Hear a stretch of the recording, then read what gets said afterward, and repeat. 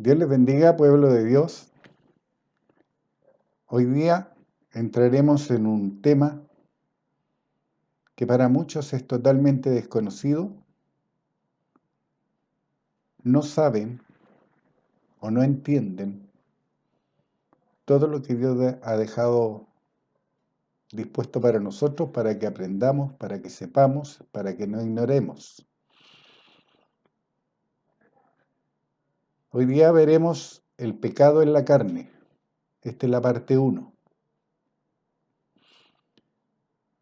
Y vamos a comenzar como siempre. Tomen sus Biblias y vayan a Efesios 2:1. Y comenzaremos con una pregunta. ¿Por qué Dios dice que nacimos muertos en delitos y pecados? En el transcurso de este estudio entenderemos la profundidad de esta pregunta. Efesios 2:1. Y Él os dio vida a vosotros cuando estabais muertos en vuestros delitos y pecados. La pregunta que salta aquí es, ¿cuándo pequé? ¿O fueron mis padres los que pecaron?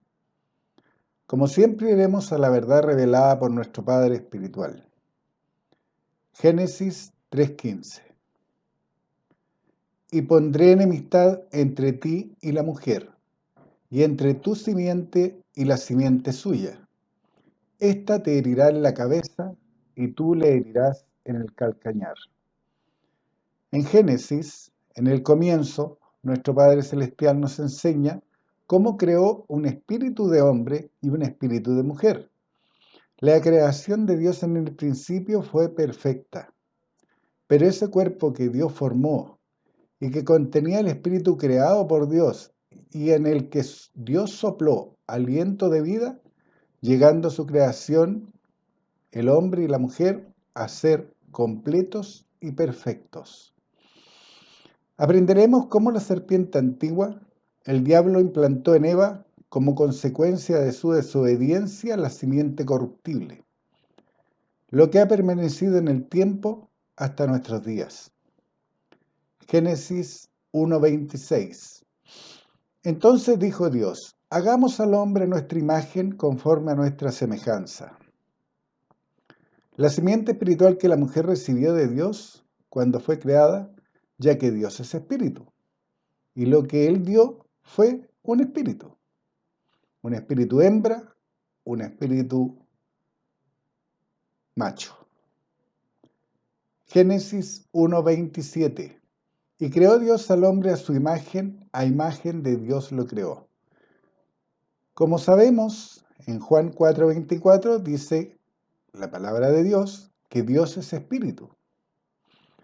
Entonces, ¿cuál era la imagen que Él creó?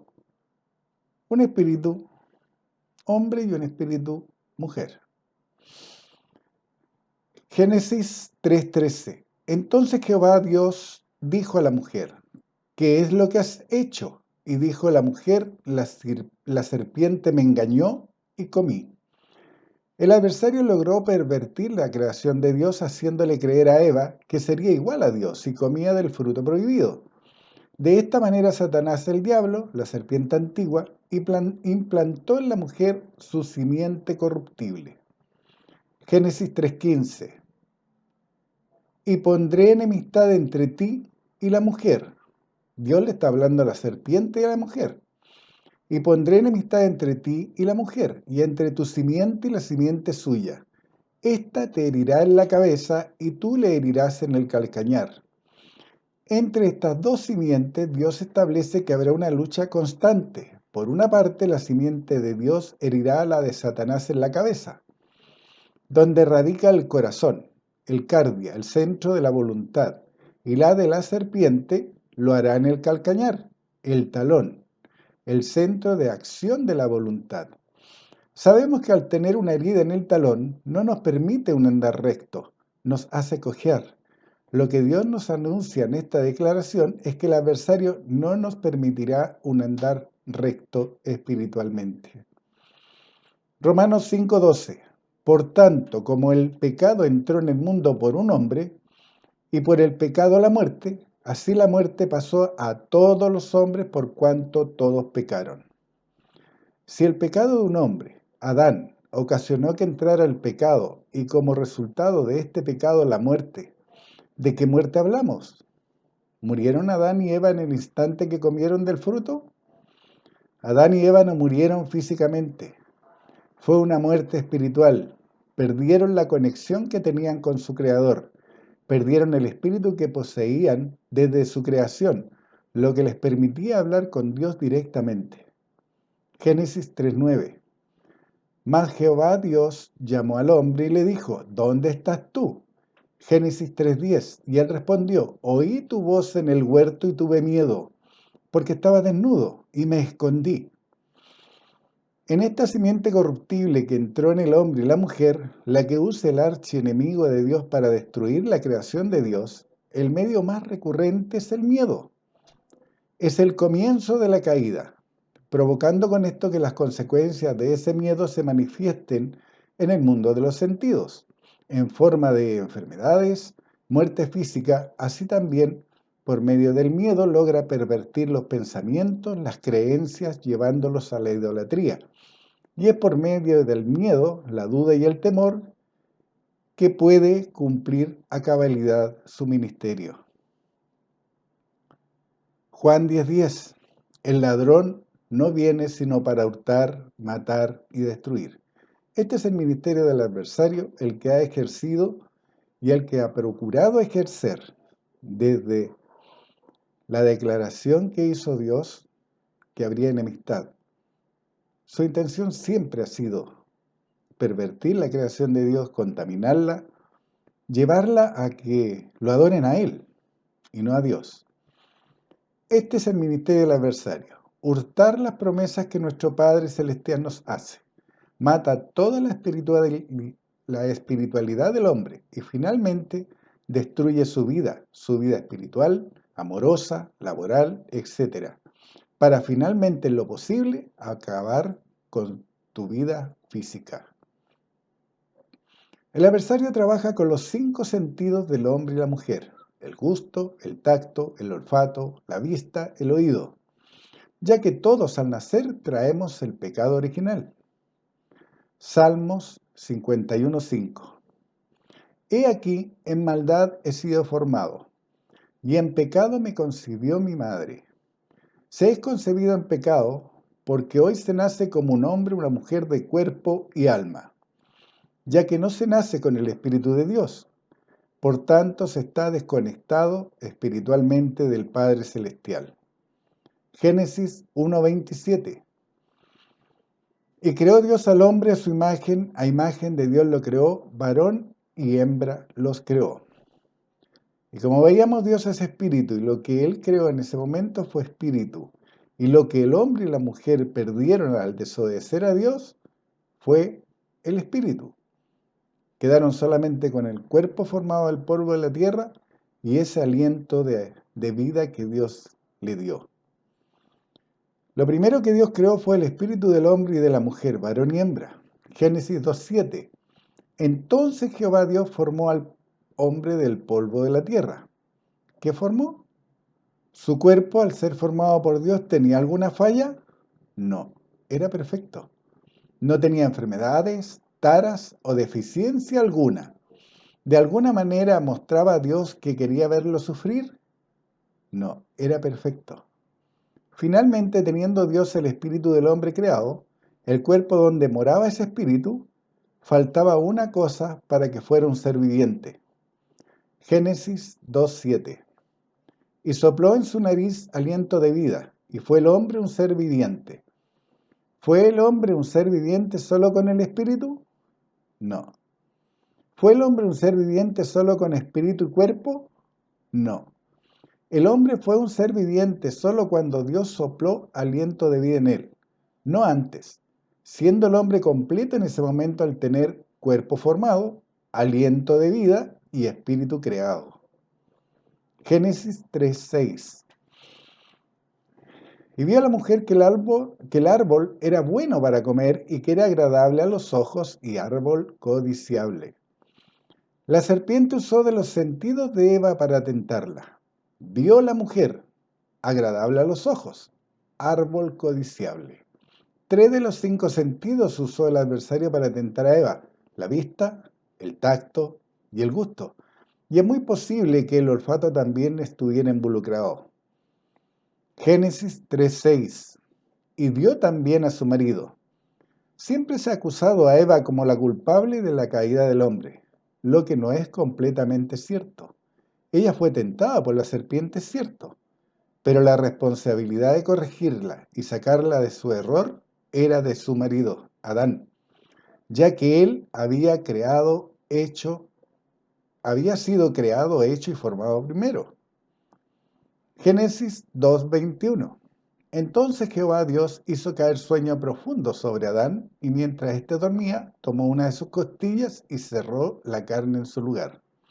Ya el hombre había sido formado, creado, y tenía el espíritu. Y en ese momento la mujer solamente era espíritu.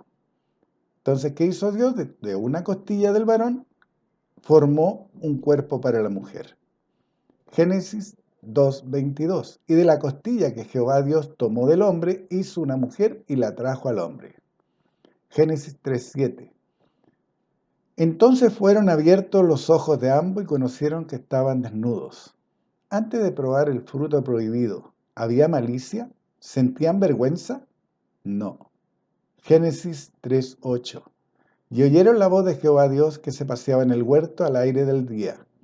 Y el hombre y su mujer se escondieron de la presencia de Jehová Dios entre los árboles del huerto. ¿Tenían miedo, culpa, temor antes de ser seducidos por las artimañas del adversario? No, no lo tenían. Génesis 3:9. Mas Jehová Dios llamó al hombre y le dijo: ¿Dónde estás tú?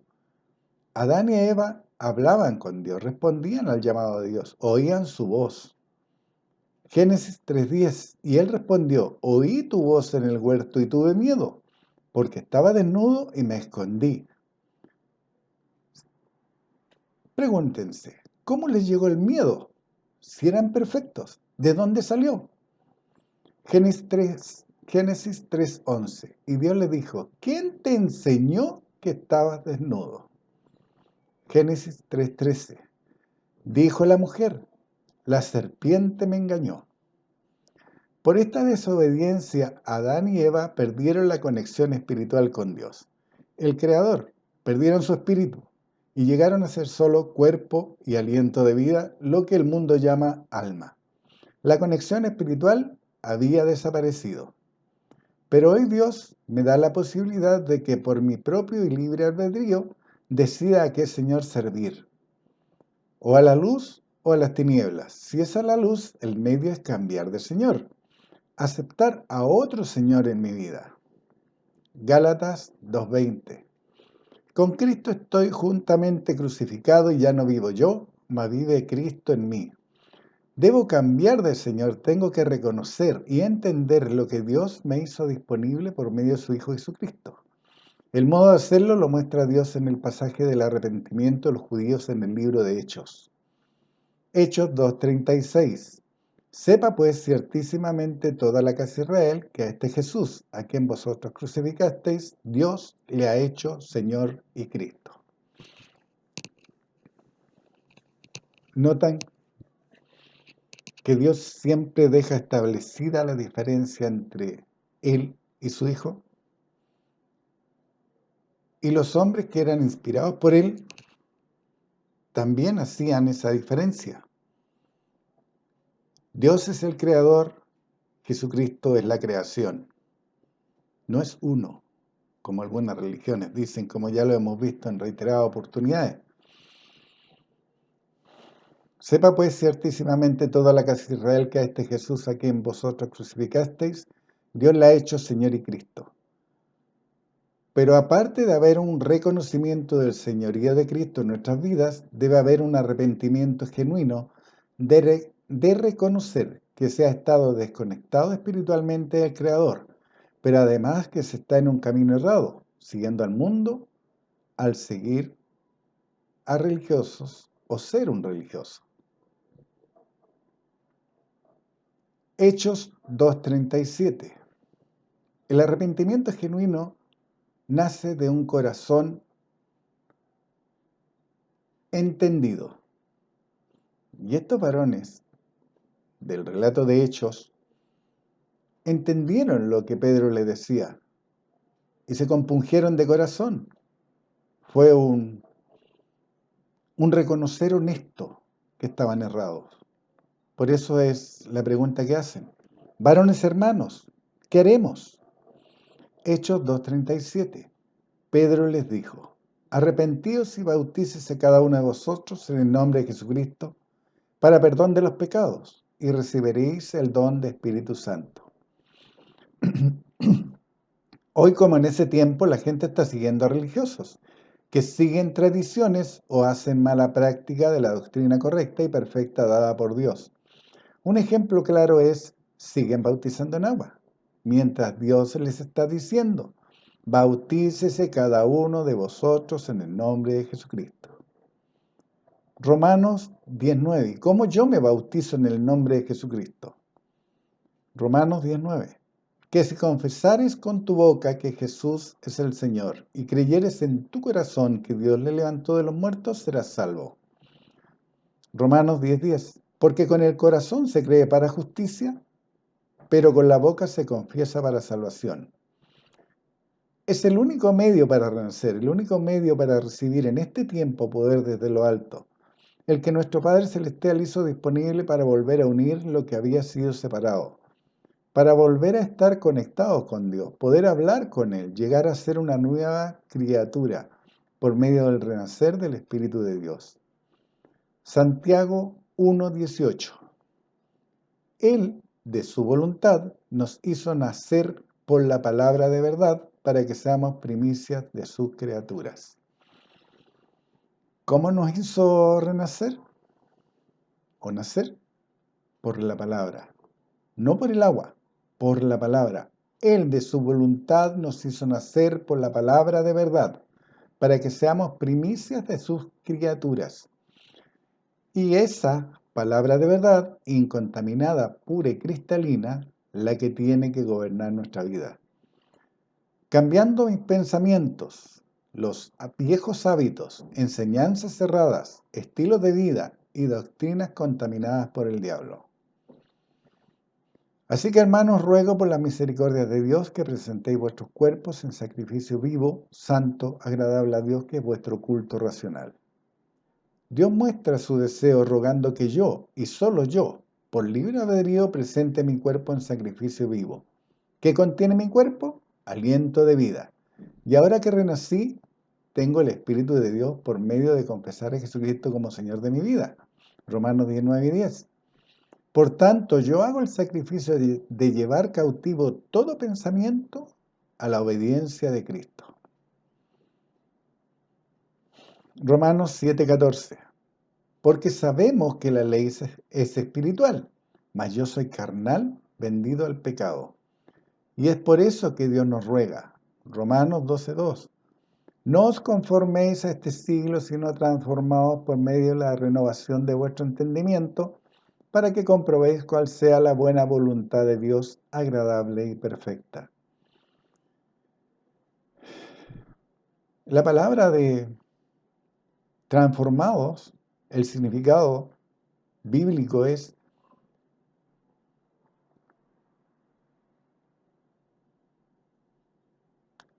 el cambio por el que una oruga llega a ser una bella mariposa. Es la mejor explicación que se puede hacer. Es un cambio profundo, es un cambio de pensamiento, de acción, parte en tu mente el cambio.